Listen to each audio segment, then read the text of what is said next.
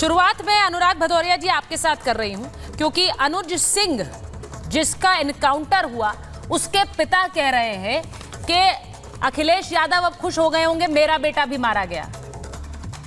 मुझे लगता है कि पूरी बाइट चलाते तो ज्यादा अच्छा रहता। ठीक है, उसकी बहन की भी पूरी बाइट चला देते, उसमें दिक्कत क्या थी? मैंने आप लोगों को भी कमाल की बात है, उनकी बहन की बाइट चला दीजिए ना।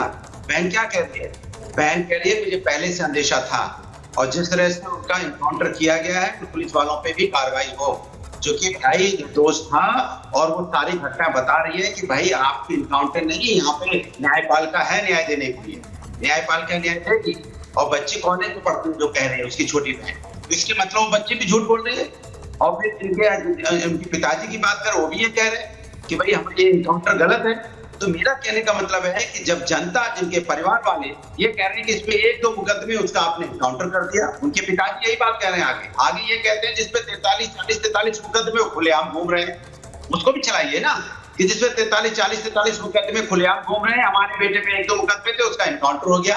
बहन कह रही है सजा तो न्यायपालिका देती है, पुलिस कब से सजा देने लग गई, तो न्यायपालिका बंद कर देनी चाहिए। तो बहन और उसके पिताजी दोनों ये बात कह रहे हैं, वही बात हम कह रहे हैं कि देश में संविधान है, न्यायपालिका है न्याय देने के लिए।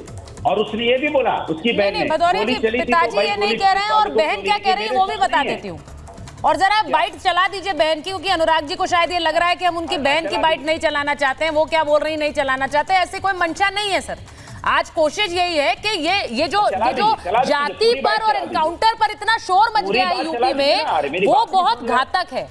पिताजी जो कह रहे हैं, बहन तो ये भी कह रही है कि 14 के 14 का एनकाउंटर कर दीजिए, क्योंकि अगर इन्होंने अपराध किया तो 14 के 14 मार दिए जाने चाहिए। हमारी संस्कृति हो सकती है क्या उत्तर प्रदेश की? नहीं हो सकती, नहीं हो सकती। नहीं, वही तो मैं सवाल पूछना चाहता हूँ। इनकाउंटर हमारी उत्तर प्रदेश की संस्कृति होगी?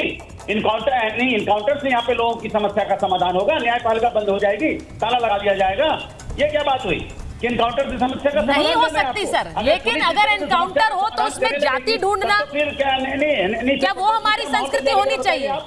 नहीं, अभी डीजीपी साहब आएंगे, वो भी कहेंगे दुर्दांत अपराधी और गोली चली थी, बारूद चला जा रहे थे, गोली बारूद चला रहे अपराधी और ठंडे से बड़े बड़े कोठियों मकान में रह रहे हैं, 60 मुकदमे लिए आराम से मौत से बड़ी बड़ी गाड़ियों में और राटा घूम रहे हैं। नहीं, अनुराग जी एक बार जरा कॉन्टेक्स्ट ऑफ द डिबेट समझाना भी दर्शकों को जरूरी है। एक मंगेश यादव मारा गया, तब ये कहा गया कि वो इसलिए मारा गया क्योंकि वो मंगेश यादव था। आज जब अनुज सिंह का एनकाउंटर हुआ तो क्या हम ये कहेंगे कि अनुज सिंह इसलिए मारा गया क्योंकि वो सिंह था? क्या वो ठाकुर था इसलिए मारा गया? आज सवाल पलट गया, आज ये हो गया कि क्या एनकाउंटर की संस्कृति है हमारी। तब भी हमने सवाल उठाया था कि मंगेश यादव का घर क्या संगमरमर का है, क्या कोठी बड़ी है, गरीब है, जिसके पास झोपड़ी है और खाने को 2 वक्त की रोटी नहीं है, घर में बर्तन नहीं है, वो करोड़ों इतना बड़ा माफिया था, इतना बड़ा डकैत था, जिसका एनकाउंटर करना पड़ा। आज जो ये हालत है, जिसकी बहन क्या कह रही है?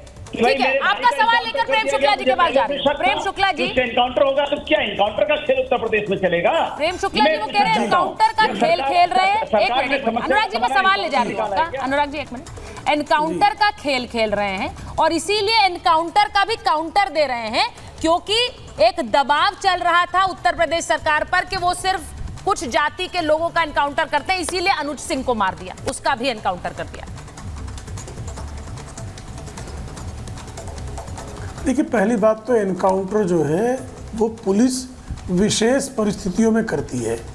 अगर कोई अपराधी दबिश देने गई पुलिस पर गोलियां चलाता है या जानलेवा हमला करता है तो जवाबी कार्रवाई में एनकाउंटर होता है। और हर एनकाउंटर का भारत में स्टैंडर्ड ऑपरेशन प्रोसीजर है, उसकी मजिस्ट्रेट इंक्वायरी होती है, नेशनल ह्यूमन राइट कमीशन के पास उसकी इंक्वायरी की जाती है। 2017 से 2024 तक एक एनकाउंटर फर्जी सिद्ध हुआ हो तो मैं श्रीमान अखिलेश यादव और उनके कुनबे से कहूँगा कि सबके सामने ले आए। अब जहाँ तक रही समाजवादी पार्टी की बात, तो ये तो श्री राम लला पर हमला करने वाले आतंकवादियों का मजहब देखकर उनको छोड़ देते हैं, बाद में हाईकोर्ट उनको फटकार लगाती है और उनको जो है मृत्युदंड दिया जाता है। याकूब मेमन, सुप्रीम कोर्ट ने उसको जो है अपराधी माना और उसको 12 मार्च 1993 के मुंबई के श्रृंखलाबद्ध विस्फोटों का षड्यंत्रकारी माना, उसको मृत्युदंड की सजा दी।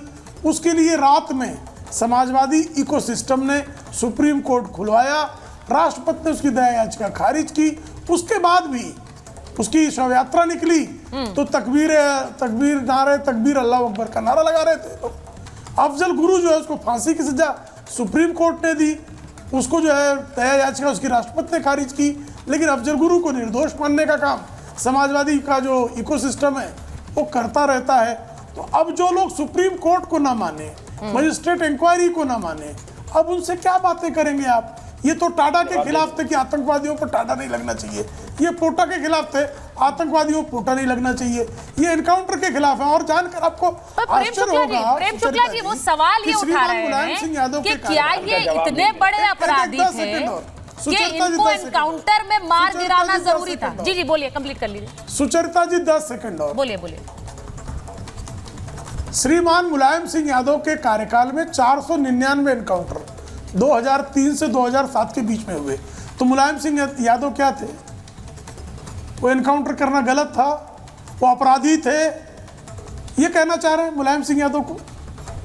गजब के तर्क देते हैं अनुराग भदौरिया।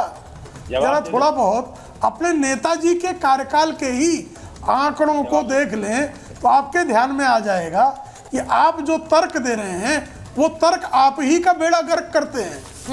जवाब दे दो। अब मैं एक बार जवाब दे दो। मैं आ रही हूँ आपके साथ। एक बार जरा शुरुआती कमेंट सबसे ले लूं ना, सब लोग इंतजार करें एक कमेंट्स पहले, उसके बाद इस डिबेट को, उसके बाद आप हमला बोलिएगा ना सर प्लीज। अच्छा ठीक है 10 सेकंड बोल लीजिए, जवाब दीजिए। लोकतंत्र विश्वास करते हैं, हमला तो बीजेपी वाले बोलते हैं, एनकाउंटर बीजेपी करती है, हम नहीं करते। हम तो न्याय। चलिए 10 सेकंड में बोल दीजिए, अपनी बात कंप्लीट कर लें आप। तो नहीं, मैं तो बस इतना बोलना चाहता हूँ कि उस समय भी इनकाउंटर होते थे, उस समय भी बुलडोजर चलता था, लेकिन बुलडोजर न्याय के लिए चलता था। बुलडोजर यहाँ इस तरह से नहीं चलता था, जाति को देख के, धर्म को देख के बुलडोजर चल पड़ा, और आदमी पार्टी को देख के बुलडोजर चल पड़ा, विपक्ष को देख के बुलडोजर ऐसे नहीं चलता था। बुलडोजर न्याय देने के लिए तभी इनकाउंटर होता था। अब मैं एक बार जरा डीजीपी सर के पास जा रही हूँ। डीजीपी सर, अपराधियों का इनकाउंटर होता था। मैं डीजीपी सर के पास जा रही हूँ। डीजीपी सर, मैं आपसे ये पूछूंगी, आज जिस तरह से अनुज सिंह के एनकाउंटर की खबर आई, उसके बाद जो लोग बात कर रहे हैं, मैं उस पर बात करूंगी, क्योंकि आम जनता क्या बात कर रही है। एक तरफ से ये बात कही जा रही है कि क्या योगी आदित्यनाथ पर दबाव था, ये बात समाजवादी पार्टी भी कह रही है, क्योंकि बार बार ये आरोप लगे कि भाई आप लोग एक जाति के लोगों का एनकाउंटर कर रहे हैं, आप यादवों का एनकाउंटर कर रहे हैं। मंगेश यादव के बारे में ये सवाल उठा था, और इसीलिए अब एक काउंटर करने के लिए, मतलब उसका एक बैलेंसिंग एक्ट करने के लिए एक ठाकुर का एनकाउंटर कर दिया, ये वाली चर्चा चल रही है। दूसरी तरफ योगी आदित्यनाथ कह रहे हैं कि भाई अपराधी कोई भी हो, जाति नहीं देख रहे हम, वो तो अगर भागेगा, सरेंडर नहीं करेगा तो यही हश्र होगा। सुचरिता जी, आपने बिल्कुल सही बिंदु पर आपने संकेत दिया है। सबसे पहले राजनीतिक मित्रों की आलोचना का हम लोग बहुत ज्यादा सम्मान तो करते हैं, लेकिन उसके ऊपर कार्रवाई तभी करते हैं अगर कोई न्यायोचित आलोचना हो, क्योंकि राजनीतिक मित्रों का काम ही है आलोचना करना, हमारे मनोबल को गिराना, हमारे काम को बिल्कुल मटियामेट कर देना। इसके पहले भी कहा गया था, जब मैं एक जूनियर एसएसपी था तो ये कहा था कि जब हमारी सरकार आएगी तो आपको फांसी पे चढ़ा देंगे। तो मैंने भी यही दावा तक किया था, जवान था और जरा जबान ज्यादा खुली हुई थी, तो हमने कहा आपका दांव लगे तो मुझे फांसी पे चढ़ा दीजिएगा और मेरा जब बस चलेगा। खैर आगे मैंने कहा मैं नहीं कहूंगा, लेकिन ये डराने धमकाने की भाषा जब हमारी सरकार आएगी तो हम देख लेंगे। मेरा पुलिसकर्मियों से आह्वान होगा, आप संविधान और अपनी अंतरात्मा के प्रति उत्तरदायी हैं, न दबाव में काम किया था न करेंगे। जातीयता हमारे राजनीतिक मित्रों को मुबारक हो, हम जातीयता से काम करते हैं। और आपकी चुनौतियां और इस तरीके की दो कौड़ी की चुनौतियां जिनका कोई तार्किक बल नहीं है, आप हमें उत्तेजित करने के लिए, पथभ्रष्ट करने के लिए जो कर रहे, ये होने वाला नहीं है। पुलिस विभाग बड़ा पुराना विभाग है, इन बंदर घुड़कियों से ये प्रभावित होने वाला नहीं है, क्योंकि एक त्रुटि अगर हमसे हुई तो जो आप जिसको ठोको फोर्स कहते हैं ना, हमारे लिए फिर फांसी की सजा भी हो सकती है। मैं आपके नाजायज आदेश क्यों मानूंगा? मैं आपकी, और मैं जानता हूं, मैं कुछ भी कर दूं, अपनी खाल उतार के चप्पल पहना दूं आपको, तो भी आपको तृप्ति नहीं मिलेगी। आप चप्पल पहन के क्यों आए थे, आप ये क्यों कर रहे थे, आपने ठाकुर का क्यों किया, आपने यादव को क्यों किया, आप जितने भी तर्क हैं अपने, आप जाके एक शपथ पत्र के माध्यम से न्यायालय में दे दीजिए। आप नहीं देंगे आप यहीं पर वाद विवाद करेंगे, लेकिन शपथ पत्र आप नहीं दे सकते हैं, क्योंकि मालूम है शपथ पत्र झूठा पकड़ा जाएगा तो आपको परजरी की सजा भी हो सकती है। इसलिए आज जहां खतरे की घंटी बजती है, आप उस तरफ जाना छोड़ दें, उधर आप देखेंगे भी नहीं। सुचरिता जी ये बड़े समझदार लोग हैं, अपना अच्छा बुरा जानते हैं। जैसे अंग्रेजी में कहते हैं, they know which side of the bread has the butter. और अगर मृत्यु पर इतनी संवेदना है तो हमारे पुलिसकर्मी जो शहीद हुए हैं उनके बारे में एक शब्द कह देते, नहीं कहेंगे, क्योंकि उसमें कोई राजनीतिक लाभ नहीं है। पुलिस वाला तो तनख्वाह लेता ही है मरने के लिए, गोली खाने के लिए। कौन सी कृपा कर दी उसने? उसके परिवार के यहाँ जाना तो छोड़ दें, एक शब्द संवेदना का नहीं कहा गया। और बाकी इसी बात से आपको समझ जाएगा कि जहां राजनीतिक स्वार्थ सिद्धि, वहां पर हम जाएंगे, वहां पर आंसू घड़ियाली बहाएंगे। बाकी हमसे क्या मतलब पुलिस वाले मरते क्या करते हैं। और रही बात इसकी, आपको जरा सा भी गंभीर हो, मैं अनुराग जी युवा जुझारू नेता हैं, आप शपथ पत्र क्यों नहीं दाखिल कर देते हैं? आपके अरे पास सीधा सवाल, आपका सीधा सवाल है, मैं जवाब ले लेती हूं उनसे।